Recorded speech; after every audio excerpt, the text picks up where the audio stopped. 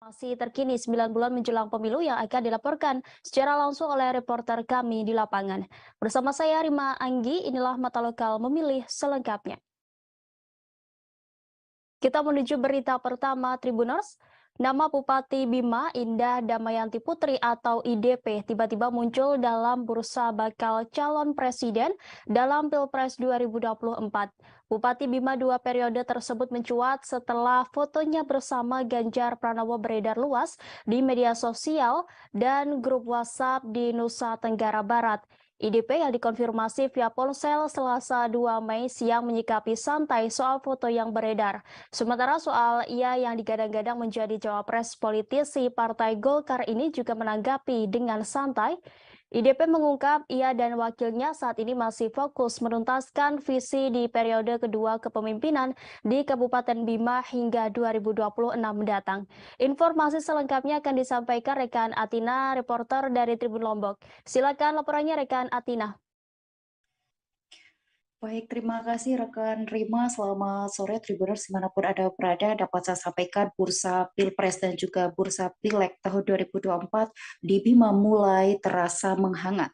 Eh, Awal pekan ini, di mana sebuah nama yaitu Bupati Bima aktif yaitu Indah Damayanti Putri mencuat dalam bursa Pilpres dan juga Pileg Nusa Tenggara Barat. Awalnya Indah Damayanti Putri mencuat namanya di bursa Pilpres karena fotonya yang viral bersama bakal calon presiden dari PDI Perjuangan Ganjar Pranowo. Keduanya terlihat berfoto mesra dalam sebuah postingan di akun media sosial. Kemudian foto ini viral di sejumlah WhatsApp grup yang ada di Bima dan digadang-gadang bahwa politisi dari Partai Golkar ini cukup cocok dan bahkan mampu menjadi calon wakil presiden untuk bersama Ganjar Pranowo. Untuk diketahui, Indah Damayanti Putri merupakan bupati dua periode di Kabupaten Bima dan ini menjadi periode terakhir dia memimpin wilayah Kabupaten Bima. Pasca muncul nama dia menjadi cawapres beberapa hari kemudian, kemarin tepatnya, namanya kembali mencuat dalam bursa pemilu legislatif, maksud saya pemilu gubernur di Nusa Tenggara Barat, di mana muncul flyer dia bersama salah satu bupati di Pulau Lombok, yaitu Bupati Lombok Tengah Patul Bahri, yang dalam flyer tersebut dinarasikan bahwa Patul Bahri sebagai bakal calon gubernur Nusa Tenggara Barat dipasangkan dengan Indah Damayanti Putri sebagai bakal calon wakil gubernur NTB. Untuk flyer yang kedua di bursa Pilgub NTB ini lagi-lagi viral di media sosial dan juga WhatsApp, dan banyak sekali warga Bima yang mengomentari bahwa duet dari politisi asal Pulau Lombok dan juga Pulau Sumbawa ini sangat serasi sehingga bisa mewakili suara dari masyarakat di dua pulau. Untuk diketahui, Nusa Tenggara Barat memang terdiri dari dua pulau, yaitu Pulau Lombok dan juga Pulau Sumbawa. Salah satunya letak dari Kabupaten Bima berada di Pulau Sumbawa. Sementara itu, Bupati Bima sendiri menanggapi santai soal namanya yang muncul pada bursa Pilpres dan juga Pilgub ini, dan dia menegaskan bahwa ia masih fokus menuntaskan pekerjaan rumah selama kepemimpinannya selama sampai 5 tahun ke depan, yaitu masih tersisa 2 tahun lagi, di mana ia akan fokus menuntaskan persoalan infrastruktur, kemudian peningkatan sumber daya alam, termasuk aparatur negara yang di bawahinya saat ini, termasuk juga ia ingin memberikan warisan um, uh, kinerja pembangunan untuk pemimpin berikutnya dan juga masyarakat Kabupaten Bima dalam jangka panjang, meskipun ia sudah tidak menjabat sebagai Bupati Bima sehingga ia belum bisa fokus atau memikirkan apakah dia akan mengikuti pemilihan pada proses Pilpres ataupun Pilgub nantinya. Demikian rekan Rima. Baik, terima kasih atas laporannya rekan Atina. Selamat bertugas kembali. Istri mantan Gubernur DKI Jakarta Jarod Saiful Hidayat yakni Happy Farida resmi mendaftarkan diri sebagai bakal calon anggota DPD RI perwakilan DKI Jakarta. Ibu tiga anak ini mengaku terjun ke dunia politik tidak terlepas dari saran dan dukungan sang suami Jarod Saiful Hidayat. Happy menjelaskan bahwa dirinya memang sudah sering berdiskusi politik dengan sang suami selama ini. Tetapi lantaran sejak mereka baru menikah, Jarod sudah menjadi wali kota Blitar dan berlanjut ke DKI Jakarta sebagai wakil gubernur dan gubernur. Sehingga hal tersebut membuat Happy terus selalu mendampingi suaminya. Informasi selengkapnya akan disampaikan rekan Yolanda Putri, reporter dari Warta Kota. Silakan dengan laporan Anda, rekan Yolanda.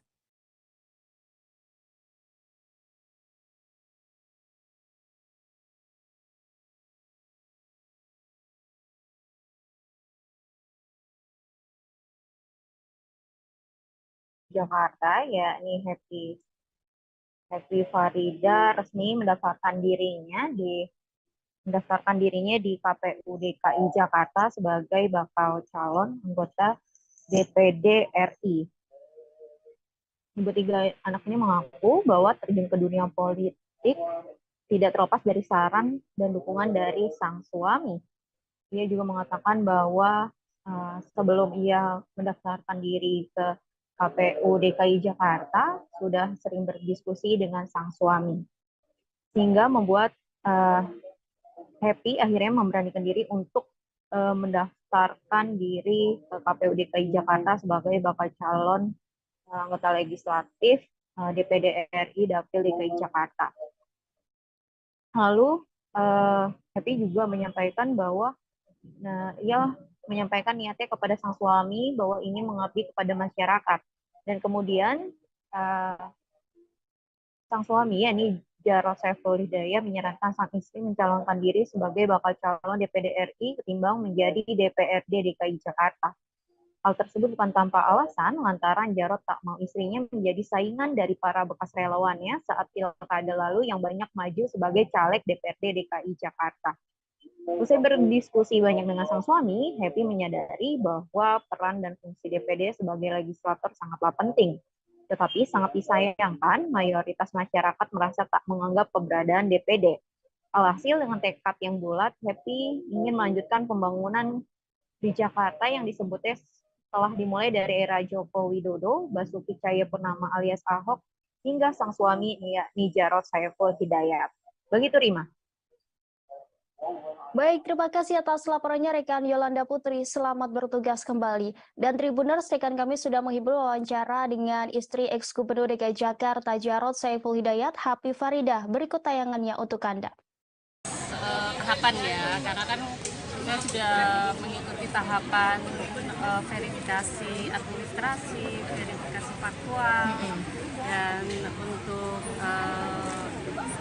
langkah selanjutnya yaitu pendaftaran. Pendaftaran sambil nanti akan ditentukan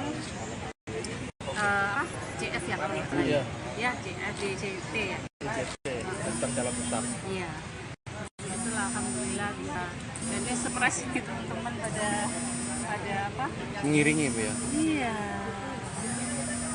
Kalau dari Bu Epi sendiri mungkin ada alasan sendiri mengapa mendaftar itu menjadi DPD atau dan bukan DPRD DKI atau DPR RI gitu. Iya. Jadi kan gini ya, kalau DPD itu kan wilayahnya luas ya, skupnya ya, seluruh provinsi, seluruh kota dan kabupaten yang ada di DKI Jakarta. Tentu ini kenapa kok DPD? Karena kan seperti yang tadi saya sampaikan bahwa kita sudah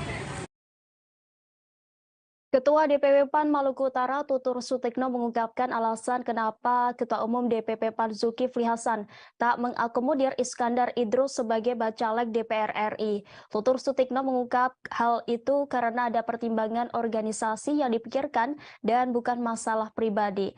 Menurut Sutikno, Zulhas justru menyarankan Iskandar untuk kembali menjadi caleg untuk DPRD Provinsi Maluku. Untuk mengetahui informasi selengkapnya, Tribuners, kami sudah terhubung langsung dengan rekan Amri Besi, reporter dari Tribun Ternate. Silakan dengan laporan Anda, rekan Amri. Ya, terima kasih. Ketua DPW PAN Maluku Utara Tutur Sutikno mengungkap alasan Ketua DPP PAN Zulkifli Hasan eh, tidak mengakomodir Iskandar Idrus sebagai bursa bakal calon DPRI. Hal itu karena ketua memiliki alasan tertentu, namun bukan persoalan pribadi, melainkan persoalan organisasi yang hingga saat ini menjadi pertimbangan, dan Ketua DPW PAN Maluku Utara tutur juga menyampaikan kepada awak media bahwa apa yang telah disampaikan oleh Ketum kepada dirinya untuk menyampaikan langsung bahwa menjadi keputusan yang telah ditetapkan. Ya, selain itu, Tribuners, Iskandar Idrus juga disarankan untuk kembali mencalonkan diri sebagai anggota DPRD Provinsi Maluku Utara untuk menambah kursi yang diinginkan, yaitu 5 kursi di dapil DPRD Maluku Utara. Dan hingga saat ini Tribun Telekom mencoba untuk mengkonfirmasi langsung dengan Iskandar Idrus, namun akhirnya tak memberikan tanggapan sebab keputusan yang telah disampaikan oleh siaran pers beberapa waktu lalu pada tanggal 1 2023 bahwa Iskandar Idrus sudah menyikapi dengan keputusan yang telah diambil, yaitu mengundurkan diri dari jabatan sebagai Ketua DPW PAN Maluku Utara. Bahkan Iskandar Idrus juga diharapkan agar kembali bertarung selain bertarung sebagai anggota DPRD Provinsi Maluku Utara, DPP PAN memastikan bahwa apabila Iskandar Idrus kembali bertarung, maka dirinya akan dipastikan dapat menjadi seorang anggota DPRD Maluku Utara. Namun apa yang telah menjadi sikap Iskandar Idrus hingga saat ini tidak lagi tawar-menawar oleh dirinya, karena keputusan yang telah diambil sudah menjadi prinsip politik. Ya, mungkin itu yang dapat kami laporkan. Sekian, Mas. Baik, terima kasih atas laporannya rekan Amri Besi. Selamat bertugas kembali. Dan Tribuners, rekan kami sudah menghimpun wawancara dengan Ketua DPW PAN Maluku Utara Tutur Sutikno. Berikut tayangannya untuk Anda.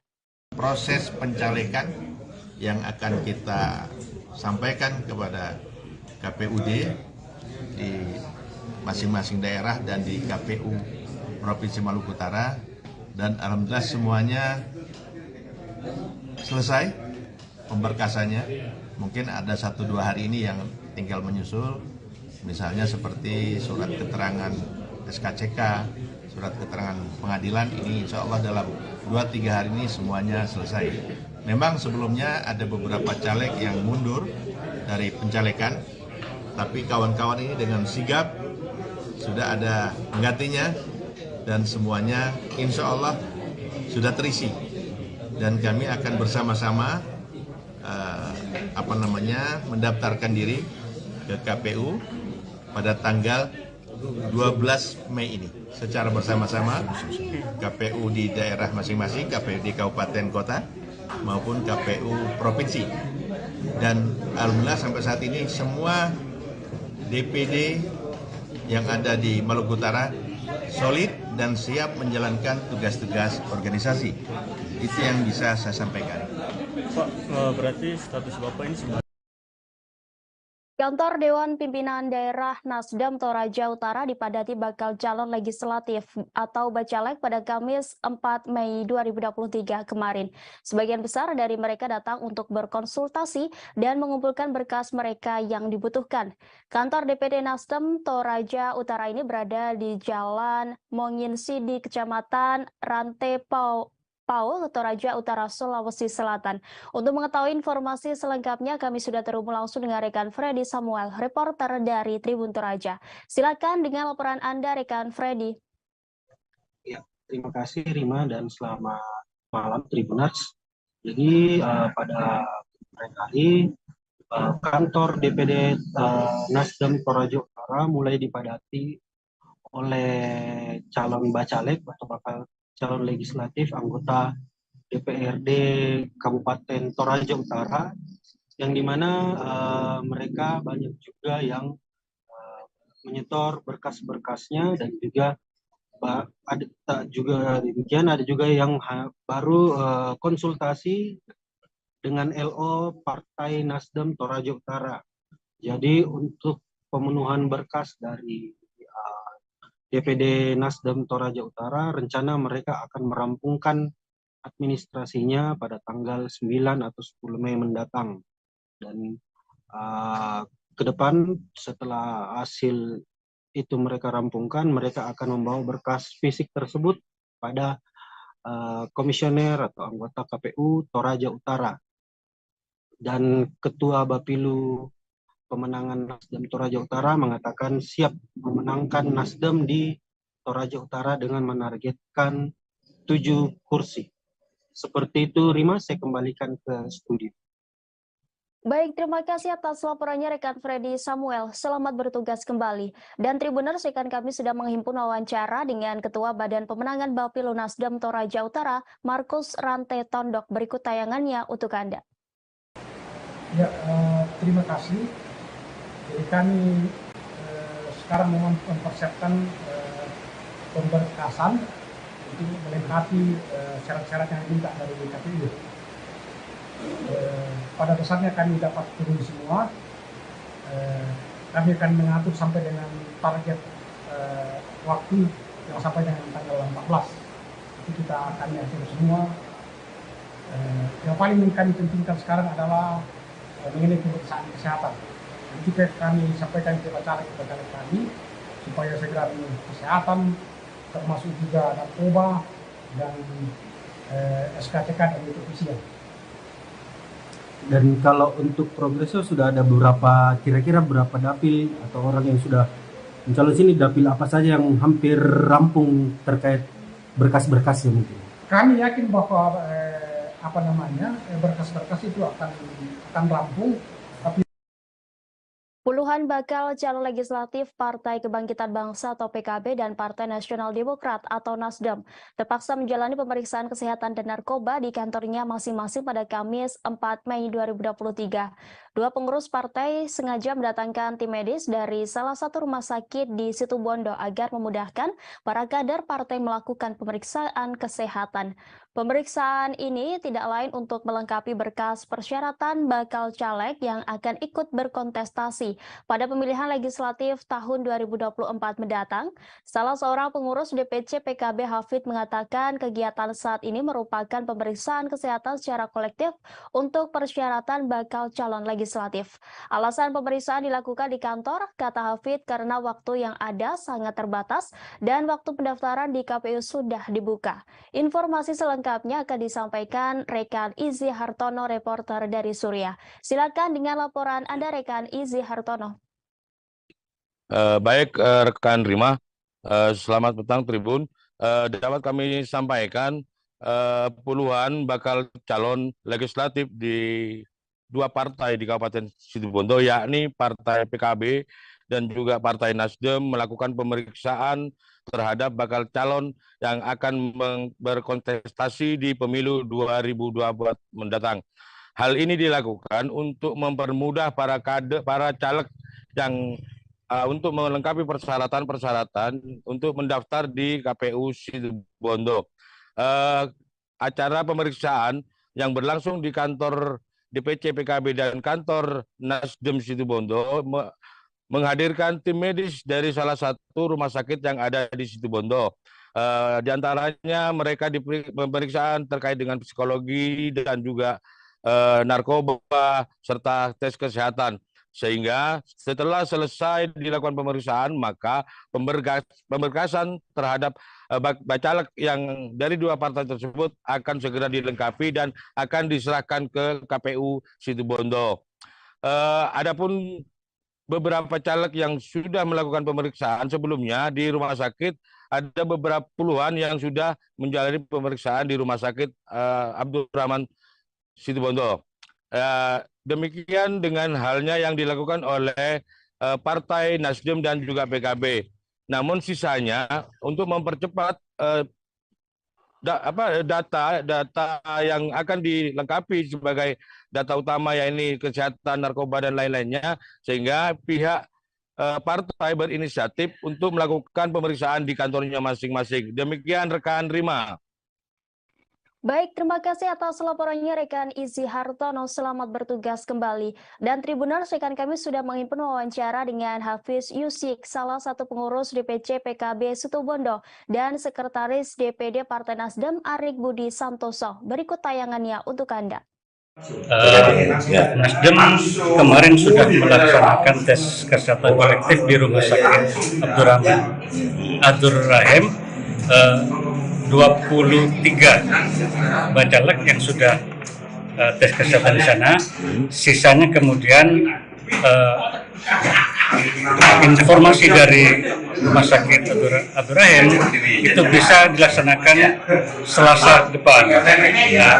Kita ingin ada percepatan karena kita besok ingin serentak untuk mendaftarkan ke KPU tanggal 5 bulan 5, karena nomor partai Nasdem itu nomor 5 juga, sehingga hari ini kita laksanakan sisa yang belum tes kesehatan yang kemarin dari 45, ini sisanya sudah kita panggil untuk tes kesehatan di kantor DPD Nasdem. Untuk Nasdem sendiri ada berapa caleg sebenarnya? Insya Allah full. Ya, untuk saat ini adalah tes kesehatan kolektif untuk melengkapi persyaratan-persyaratan bakal calon. Kenapa dilakukan di kantor? Karena karena saat ini kan waktunya sudah terbatas. Sedangkan saat ini sudah dibuka pendaftaran. Ada berapa caleg yang di ini? Ada 19-an. 19, bukan ya. 45? Bukan, yang lain sudah selesai. Oh, yang lain sudah selesai. Ini yang belum-belum. Yang belum-belum. Ya, soalnya ini kan mepet dengan kemarin itu, hari raya Lebaran. Di tes ini meliputi hingga hari kelima pembukaan. Sementara KPU Provinsi Jambi belum menerima pendaftaran dari partai politik. KPU Provinsi Jambi mencatat baru ada 8 partai politik yang melakukan input data bacalek di sistem informasi pencalonan atau aplikasi Silon. Namun ke-8 parpol tersebut belum menginput 100% sehingga belum bisa melakukan pendaftaran secara langsung ke KPU. Informasi selengkapnya akan disampaikan rekan Danang Noprianto, reporter dari Tribun Jambi. Silakan dengan laporan Anda, rekan Danang. Terima kasih rekan Rima. Selamat petang Tribuners. Dapat saya sampaikan hingga hari kelima pembukaan pendaftaran daftar caleg sementara atau DCS, KPU Provinsi Jambi belum menerima pendaftaran dari 17 partai politik peserta pemilu 2024. Hal ini dikarenakan partai politik belum melakukan input daftar bacalek beserta persyaratan ke sistem informasi pencalon atau Silon. Hingga hari ini, KPU Provinsi Jambi mencatat baru ada 8 partai politik yang melakukan input data bacalek di aplikasi Silon. Hal ini diungkapkan oleh anggota KPU Provinsi Jambi, Divisi Teknis Penyelenggaraan Apmizal. 8 parpol yang sudah menginput data bacalek antara lain yakni PKS, Perindo, Demokrat, Gerindra, Hanura, Nasdem, P3 dan juga Partai Umat. Sementara 9 partai lainnya yakni PAN, PBB, Buruh, PDIP, Golkar, Garuda, Gelora, PKB, PKN, dan PSI belum melakukan input daftar bacalek dan persyaratannya. Namun, daftar bacalek yang diinput oleh 8 partai tersebut juga belum 100% penuh di setiap dapilnya. Dari total kuota 55 bacalek di 6 dapil, PKS baru menginput 39 bacalek di 6 dapil, Perindo baru input 4 bacalek di 2 dapil, Demokrat input 6 bacalek di 1 dapil, Gerindra 5 bacalek di 4 dapil, Hanura 2 bacalek di 2 dapil, Nasdem input 42 bacalek di 6 dapil, P3 input 52 bacalek di 6 dapil, dan Partai Umat baru input 17 bacalek di 6 dapil. Apnizal mengatakan bahwa daftar semua bacalek dan persyaratannya sangat penting untuk di-input di aplikasi Silon, karena hal ini saat ini KPU tidak menerima berkas secara fisik secara langsung. Parpol hanya menyampaikan 2 dokumen dalam satu MAPS, tidak lagi membawa syarat calon ke kantor KPU. Menurutnya ada 3 alasan kenapa Parpol belum melakukan input daftar bacalek serta persyaratannya berdasarkan hasil konsultasi beberapa partai di KPU Provinsi Jambi. Yang pertama terkait dengan penjaringan bacalek, terutama keterwakilan perempuan masih terkendala dan belum terpenuhi. Kemudian persoalan kedua ya ini pemenuhan syarat administrasi bakal calon yang belum lengkap. Dan ada beberapa persyaratan bakal calon yang tergantung dari pihak ketiga. Kemudian ketiga, posisi penempatan nomor urut bakal calon dan rekomendasi dari DPP masih menjadi kendala. Kemudian selanjutnya update perkembangan pendaftaran untuk bakal calon anggota DPD RI Dapil Jambi dari 19 orang calon DPD RI Dapil Jambi hingga hari ini hari kelima ini sudah ada sebanyak 5 orang yang melakukan pendaftaran langsung ke KPU, yakni hari Rabu kemarin. Pertama kali mendaftar adalah petahana Emsum Indra, dilanjutkan oleh Walini, kemudian kemarin Kamis Lukman, dan hari ini ada Muhammad Nuh serta petahana Elviana. Demikian rekan Rima. Baik, terima kasih atas laporannya rekan Danang Noprianto. Selamat bertugas kembali. Dan Tribuners, rekan kami sudah menghimpun wawancara dengan anggota KPU Provinsi Jambi Divisi Teknis Penyelenggaraan Abnizal. Berikut tayangannya untuk Anda. Pendaftaran melalui Silon. Berdasarkan hasil pemantauan kami dari tim Helpdesk di Silon untuk pengajuan daftar bakal calon anggota DPRD Provinsi Jambi Pemilu 2024 yang akan datang, baru 8 partai politik yang sudah menginput untuk bakal calon setiap daerah pemilihan. Dari 8 partai politik itu kami lihat belum seluruhnya penuh untuk 100% penyediaan alokasi kursi setiap daerah pemilihan untuk bakal calonnya. Jadi ini masih ada waktu karena kami masih menunggu sampai tanggal 14. Cuman diharapkan bagi partai politik dalam pengajuan bakal calon untuk dapat memperhatikan pasal 32 KPU nomor 10 tahun 2023 bahwa syarat yang wajib dan syarat administrasi bakal calon yang harus ada dan lengkap.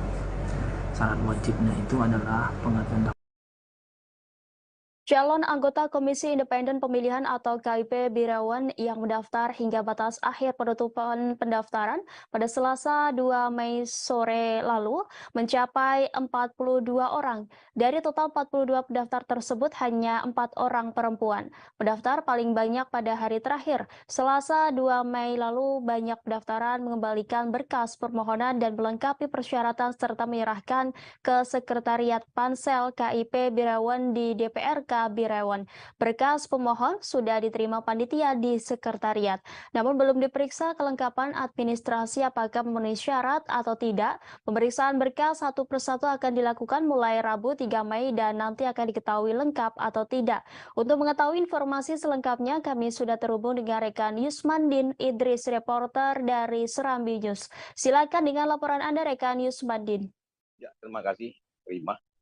Ke-42 calon anggota KIP yang mendaftar ke Sekretariat KIP Biren terdiri dari ada akademisi, ada incumbent juga ada, kemudian panitia pemilihan kecamatan, kemudian masyarakat umum, ada juga PNS dan juga ada empat perempuan.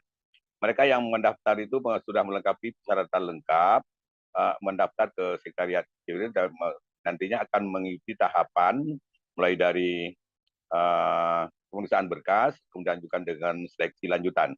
Mereka yang nantinya adalah akan mengisi anggota KIP yang sekarang, anggota KIP sekarang akan berakhir tugasnya pada 10 Juni mendatang. Mereka akan melakukan tugas sebagai pelaksana pemilu mendatang. Kemudian sebagai bahan mereka akan diperiksa lanjutan dan nantinya menjadi pelaksana tugas pemilu yang pemilu 2024 mendatang. Demikian, Rima. Baik, terima kasih atas laporannya rekan Yusmandin Idris. Selamat bertugas kembali. Dan Tribuners, rekan kami sudah menghimpun wawancara dengan Ketua Pansel KIP Mukhtarudin. Berikut tayangannya untuk Anda. Assalamualaikum warahmatullahi wabarakatuh. Jadi setelah kami kemarin pada tanggal 2 Mei 2023 proses pendaftaran pendaftarnya ada 42 orang yang terdiri dari 38 laki-laki dan 4 perempuan. Ini sedang kami proses seleksi administrasi. Nanti yang lulus administrasi akan mengikuti proses ujian tulis selanjutnya. Setelah lulus ujian tulis, maka kami akan melakukan proses wawancara, psikotes, dan uji mampu baca Al-Quran. Dan hasilnya nanti akan ada 15 orang yang akan kami serahkan ke Komisi 1 DPRD Kabupaten. Pendaftaran caleg dan parpol di KPU Sulut masih sepi di hari keempat pendaftaran dibuka pada Kamis 4 Mei 2023. Amatan Tribun Manado di KPU Sulut Kamis siang suasana begitu sepi. Kursi bagi para pendaftar di bawah tenda depan kantor tidak terisi. Di sebuah meja yang berada di samping tenda tampak personel KPU bersiaga untuk mengantisipasi datangnya pendaftar. Penelusuran Tribun Manado ada banyak penyebab mengapa parpol masih enggan mendaftarkan diri. Selain masih otak-atik formasi, parpol juga tengah gamang dengan isu berlakunya kembali sistem proporsional tertutup. Muncul perdebatan tentang siapa nomor urut 1 dan itu pun memicu eskalasi. Informasi selengkapnya akan disampaikan rekan Arthur Rombis, reporter dari Tribun Manado. Silakan laporannya rekan Arthur. Ya, selamat sore Rima dan Tribuners. Jadi hingga hari keempat bahkan hari kelima ini belum ada satupun parpol yang mendaftar di KPU Sulut untuk pendaftaran caleg dan baru satu anggota DPD yang mendaftarkan diri. Jadi ini pun dari pihak partai pun baru sebatas memberikan pemberitahuan akan mendaftar. Itu pun baru 4 partai yang melakukan pemberitahuan. Jadi ini belum ada kepastian bahwa memang akan mendaftar. Jadi Tribuners, ini terlihat suasananya sangat sepi di kantor KPU Sulut, di mana di sana sudah ada persiapan-persiapan, namun begitu tetap belum ada pendaftar. Jadi salah satu sebab dari penelusuran kami adalah masih utak-atik formasi caleg. Kemudian ada juga permasalahan nomor urut ini, karena ini ada isu yang menyatakan bahwa sistem proporsional tertutup bakal berlaku kembali, makanya ini sangat alot dalam penentuan nomor urut. Demikian, Rima. Baik, terima kasih atas laporannya rekan Arthur. Selamat bertugas kembali. Partai Demokrasi Indonesia Perjuangan atau PDIP Jawa Timur akan melakukan konsolidasi akbar di Hotel Sangrila Surabaya pada Sabtu 6 Mei besok. Konsolidasi akbar tersebut diagendakan sebagai bentuk pengamanan dan kesiapan PDIP Jatim mengawal kemenangan Ganjar Pranowo dalam pemilihan presiden 2024 mendatang. Konsolidasi akbar itu nantinya akan dihadiri langsung oleh Ganjar Pranowo dan diikuti oleh segenap jajaran PDIP. Kehadiran Ganjar sendiri akan membakar semangat juang dari kekuatan inti 3 pilar PDIP Jatim yang berjumlah 1.650 orang. Mereka akan menjadi ujung tombak pemenangan Ganjar Pranowo di Jatim pada pemilu 2024 mendatang. Informasi selengkapnya akan disampaikan rekan Ali Syahbana, reporter dari Tribun Madura. Silakan dengan laporan Anda rekan Ali Syahbana. Baik, rekan Rima dari Sumeneb melaporkan bahwa DPD PDI Perjuangan Jawa Timur siap memenangkan calon presiden yang sudah resmi diusung oleh PDI Perjuangan, yakni Ganjar Pranowo sebagai calon presiden pada tahun 2024 mendatang.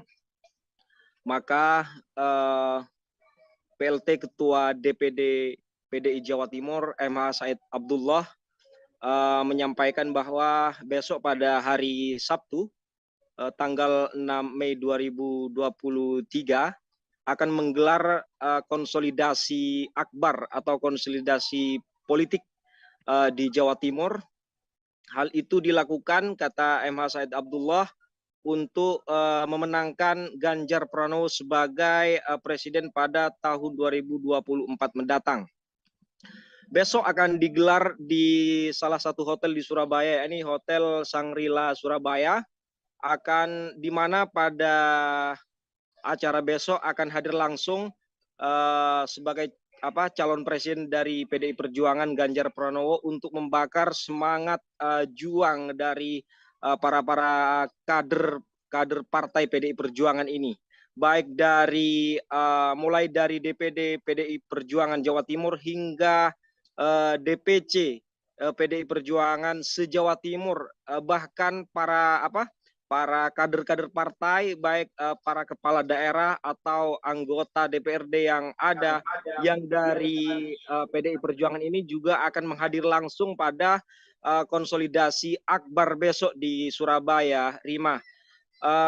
Seperti disampaikan oleh PLT Ketua DPD PDI Jawa Timur MH Said Abdullah bahwa akan menargetkan kemenangan di Jawa Timur sebanyak 60% untuk menyumbangkan suara atau memenangkan di Jawa Timur Ganjar Pranowo ini sebagai calon presiden pada 2024 mendatang.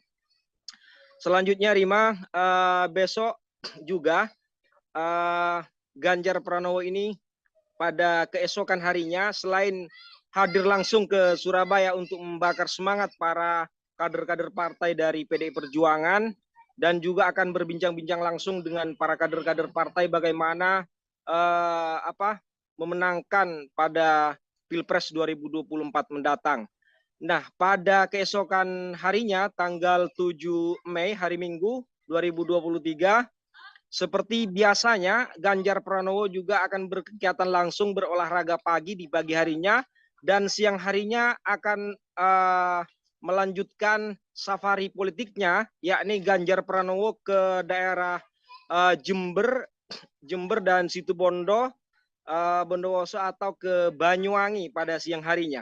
Seperti itu, Rima, seperti yang disampaikan oleh MH Said Abdullah, politisi dari Sumeneb.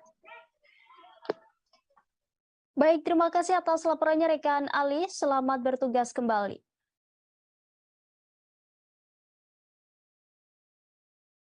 Komisi Pemilihan Umum Kabupaten Tanah Toraja terlihat berbenah demi menyambut kedatangan partai politik yang akan mendaftarkan diri mereka untuk pemilihan umum 2024 pada Kamis 4 Mei 2023 siang. Terlihat kantor KPU Tator yang terletak di Jalan Tongkonan ada nomor 2 Makali ini dipoles sedemikian rupa, mulai dari pembersihan penataan ruangan, pengecatan hingga pemasangan spanduk pemilu 2024 dilakukan di KPU Tator. Anggota KPU Tator Rahmat Hidayat mengatakan hal ini demi memberi kenyamanan kepada setiap calon legislatif partai politik yang akan mendaftarkan diri. Untuk mengetahui informasi selengkapnya, kami sudah terhubung dengan rekan Muhammad Fikri, reporter dari Tribun Toraja. Silakan dengan laporan Anda, rekan Muhammad Rifki. Cek.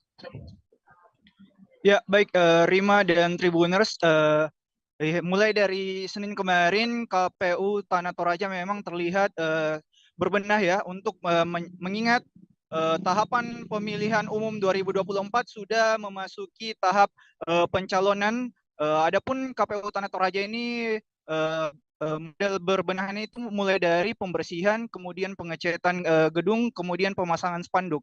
Seperti yang terlihat di video, spanduk-spanduk terkait pemilihan umum 2024 dipasang di KPU Kabupaten Tanah Toraja yang terletak di Jalan Tongkonan ada nomor 2 Makale, Kabupaten Tanah Toraja.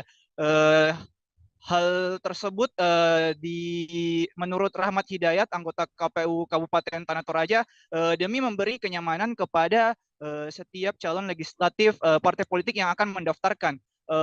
Ia mengatakan hal ini merupakan treatment dan kewajiban KPU. Nantinya partai politik yang akan datang akan diarahkan untuk mengisi absensi terlebih dahulu, kemudian menuju ke ruang tunggu, lalu ke aula KPU Kabupaten Tanah Toraja. Selanjutnya, Rima dan Tribuners, para caleg partai politik ini harus sudah mengumpulkan seluruh dokumen yang diwajibkan untuk mendaftar pemilu 2024 melalui aplikasi Sistem Informasi Pencalonan atau SILON. Namun hingga siang tadi saat dikonfirmasi memang belum terlihat adanya partai politik yang mendaftarkan diri mereka karena saat dikonfirmasi memang sementara untuk melengkapkan berkas-berkas yang ada. Seperti tadi saya sudah menyambangi kantor dari Partai Politik Nasdem. Mereka tadinya baru selesai melakukan pengecekan di hari pertama, di mana pengecekan kesehatan, maksud saya di mana pengecekan kesehatan ini akan berlangsung selama 2 hari hingga esok harinya. Adapun Nasdem mengabarkan akan mendaftarkan diri mereka atau menyambangi KPU Kabupaten Tanah Toraja serentak ya di nasional juga pada tanggal 10 Mei 2023 nanti. Demikian Rima, Muhammad Rifki melaporkan dari Makale, Kabupaten Tanah Toraja. Kembali ke studio. Baik, terima kasih atas laporannya rekan Muhammad Rifki. Selamat bertugas kembali. Presiden Konfederasi Serikat Pekerja Indonesia atau KSPI sekaligus Presiden Partai Buruh Said Iqbal belak-belakan soal alasan mencium tangan Ganjar Pranowo.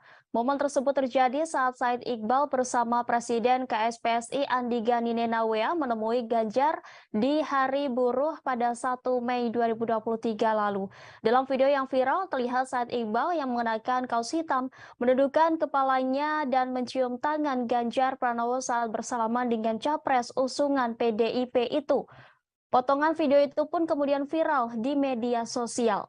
Terhadap viralnya video dia mencium tangan Ganjar, Said Iqbal menyebut sikapnya itu adalah bentuk adab dan akhlak. Dia mengatakan hal itu sudah diterapkannya sejak kecil atas ajaran kedua orang tuanya. Said Iqbal pun menceritakan asal-usul keluarganya yang merupakan keluarga Habib. Ayahnya adalah Habib Jamaluddin bin Habib Yusuf Ba'abuds, ibunya seorang Habibah Sarifah binti Habib Usman Alaidrus. Said Iqbal mengatakan orang tuanya mengajarkan kepadanya untuk cium tangan kepada 3 kategori. Pertama adalah orang yang berilmu meski lebih mudah cium tangan, kedua adalah orang yang lebih tua. Kemudian ketiga adalah orang yang karena fungsinya pantas dihormati seperti halnya karena kerja untuk negara. Karenanya Said Iqbal mengatakan dirinya memang kerap cium tangan kepada para sejumlah tokoh, tak terkecuali kepada senior di Serikat Pekerja. Sedangkan kepada kedua orang tuanya, Said Iqbal bahkan terbiasa mencium lutut ayah dan ibunya. Iqbal menjelaskan bahwa cium tangan adalah sebuah penghormatan. Dia pun menilai rekaman dirinya mencium tangan Ganjar sengaja dihembuskan untuk menyerangnya secara politik. Said pun menyayangkan adanya hasrat politik yang menghalalkan segala cara. Dia pun menginginkan politik bersih dan tetap bersaudara.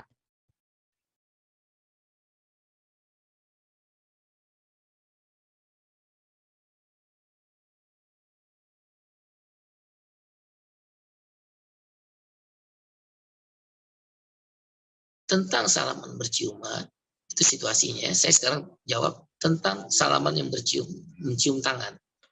Ya, mencium tangan, bercium tangan. Itu sifat saya dari anak-anak.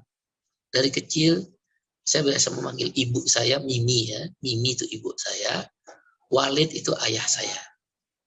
Ya memang kebetulan ya kata orang, kami dari keluarga Habib.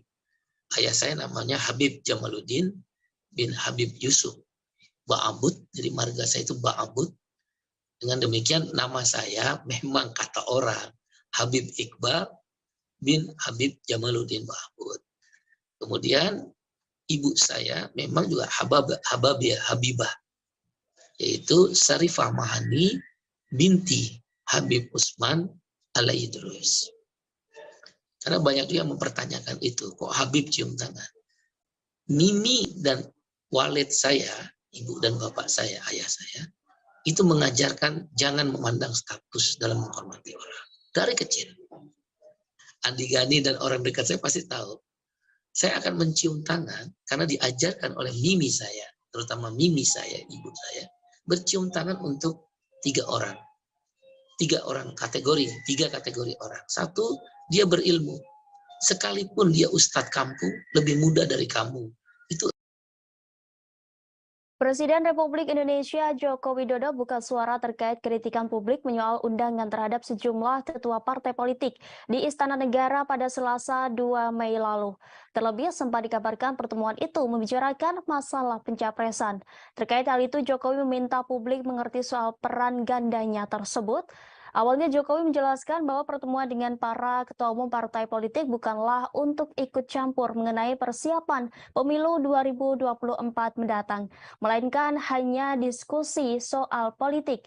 Jokowi pun menegaskan bahwa dirinya mulai mengundang parpol ke istana. Dalam kesempatan tersebut, mantan wali kota Solo itu pun mengatakan dirinya tak bermaksud ikut campur soal persiapan parpol dalam menghadapi pemilu 2024. Jokowi menegaskan urusan calon presiden dan calon wakil presiden pemilu 2024 merupakan urusan parpol. Dalam kesempatan itu, Jokowi juga mengungkap alasan tak mengundang Partai Nasdem. Jokowi menyebut alasan Surya Paloh tak diundang karena sudah memiliki alasan sendiri untuk menghadapi pemilu 2024. Di sisi lain, 6 parpol lain juga ingin membentuk koalisi untuk hal yang sama.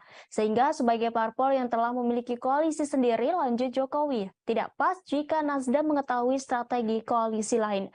Kendati peta koalisi sudah berubah, tetapi Jokowi menegaskan kondisi itu biasa terjadi dalam dunia politik.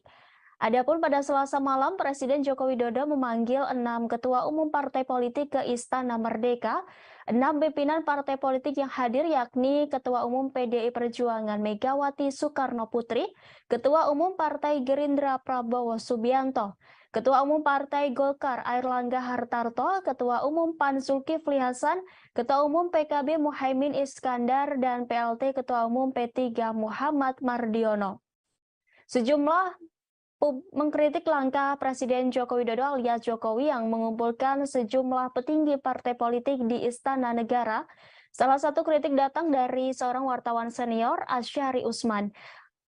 Asyari mempertanyakan keterangan yang menyebut bahwa diundangnya sejumlah ketua umum partai politik ke Istana Merdeka adalah untuk membahas masalah kebangsaan. Padahal sebelumnya beberapa petinggi parpol sempat menyatakan kedatangan mereka dalam rangka membahas peluang memasangkan Ganjar Pranowo dan Prabowo Subianto. Untuk membahas masalah-masalah kebangsaan, kata Syari Usman, pertemuan malam lalu tidak boleh partisan, semua pemangku kepentingan harus diundang. Jelas saja, kata dia, pertemuan ini bukan untuk silaturahmi kebangsaan. Ia mengatakan lebih cocok dikatakan sebagai silaturahmi pilihan politik Jokowi. Asyari menambahkan apabila ingin disebut pertemuan parpol pendukung Jokowi, seharusnya Ketua Umum Partai Nasional Demokrat atau Nasdem Surya Paloh wajib diundang. Asyari mempersilahkan dilakukannya pertemuan tiap hari dengan parpol yang pro Joko Widodo, asalkan tidak dilaksanakan di gedung-gedung milik negara.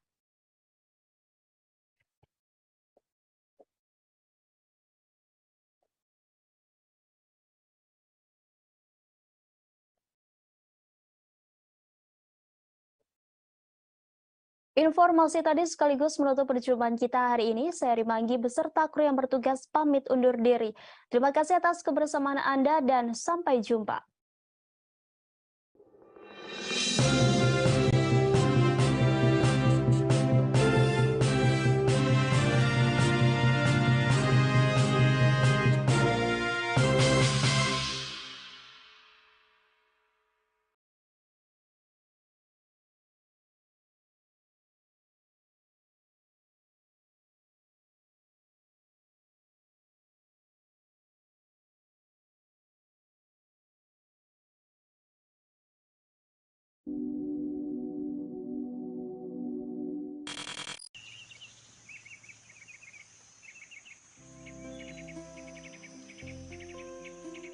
Kota Manokwari menyimpan tempat wisata alam yang ada di tengah kota, seperti misalnya Taman Wisata Alam Gunung Meja yang berlokasi di Jalan Brawijaya nomor 40 Manokwari Timur, Distrik Manokwari Barat, Kabupaten Manokwari. Taman Wisata Alam Gunung Meja memiliki luas 500 hektar dan berfungsi sebagai paru-paru kota Manokwari sejak zaman penjajahan Belanda dan Jepang. Taman wisata ini juga merupakan hutan lindung serta hutan penelitian. Kawasan wisata ini juga merupakan rumah bagi flora dan fauna yang cukup beragam. Kawasan taman wisata ini sangat cocok untuk aktivitas hiking hingga rekreasi.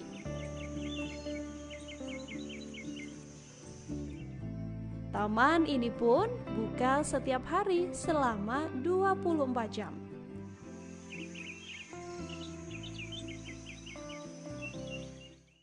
Terima kasih sudah nonton. Jangan lupa like, subscribe, dan share ya.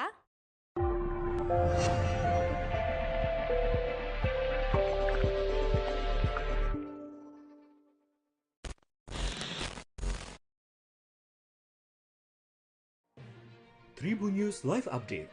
Tanggal 21. Selamat siang Tribuners, selamat sore Tribuners, selamat petang Tribuners, Anda sedang menyaksikan live update. Informasi teraktual dan terupdate dari siang hingga petang kami sajikan untuk Anda. Menewaskan 2 orang penumpang, yang mana kedua penumpang. Kami perdalam dengan laporan langsung dari lokasi kejadian dan narasumber terpercaya. Benar-benar menghukum mereka-mereka yang menghentikan terduga pelaku yang ingin laporan terkait peristiwa pompong hilang kontak menabrak sejumlah